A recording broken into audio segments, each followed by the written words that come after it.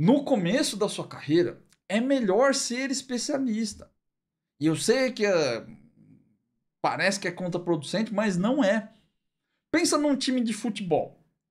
O time de futebol, ele tem as posições. Tem o goleiro, tem os zagueiros, tem o lateral, tem os volantes, tem os meio de campo, tem os atacantes. Cada um faz uma coisa específica. E mesmo dentro da linha, que a gente fala da defesa, do meio de campo, do ataque, mesmo dentro dessa linha, tem posições específicas. Às vezes tem um cara que é um ponta, que é aquele cara que é driblador, né? Que é mais rápido ali, fica no 1 para 1 ali, jogando mais na ponta do campo. Tem o cara que é mais centroavante, que fica dentro da área, é o finalizador do time. No meio de campo tem um cara que é mais marcador, tem um cara que é mais armador, né? Articulador das jogadas ali. Então, sempre tem uma especialização, inclusive em níveis diferentes. No time de futebol é assim.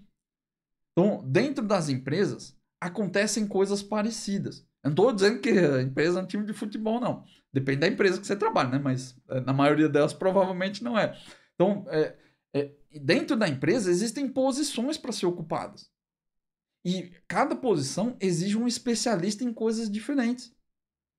E pode não parecer, talvez você pensando no seu time hoje, você tá aí, pô, mas no meu time não tem especialista nas coisas.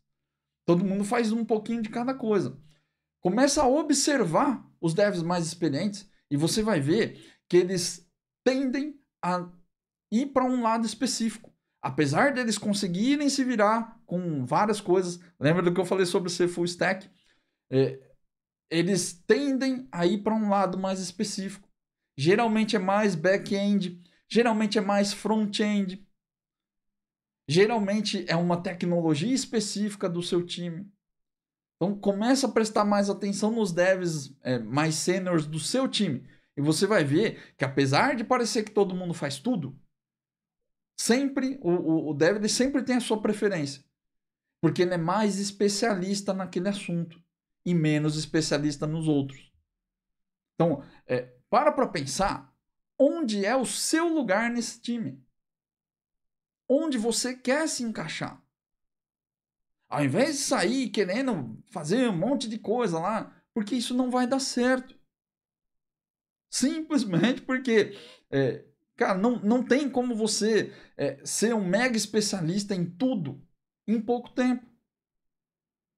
Talvez, com o passar dos anos, se você for uma pessoa muito acima da média, você consiga. Mas a maioria dos devs não é assim. Pode observar. Pode ser especialista em uma coisa, duas coisas, três coisas. Mas não é em toda a stack. Então a gente chama de full stack, mas não é exatamente isso. A gente se vira com as coisas. Mas não é especialista em tudo. Então, para prestar atenção e nos devs mais experientes e começa a tentar entender onde é o seu lugar. E não é que as pessoas vão te encaixotar naquilo. É onde você quer estar. Qual que é a sua linha de especialização? Onde você quer se especializar? Ah, André, mas as empresas pedem. Você vê nas vagas lá, os caras pedem um monte de tecnologia, banco, e teste, e back-end, front-end, e não sei o quê. Cara, é como eu disse, na prática, você não vai fazer tudo.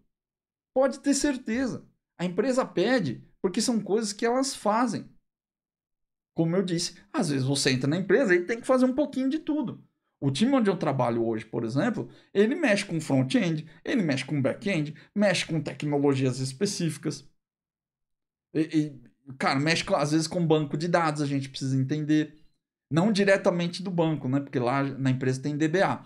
Mas a gente precisa saber de query, precisa saber como que extrai as informações, precisa entender o modelo, precisa entender de modelagem. Só que a gente não é especialista em tudo. Sacou? Essa é a diferença.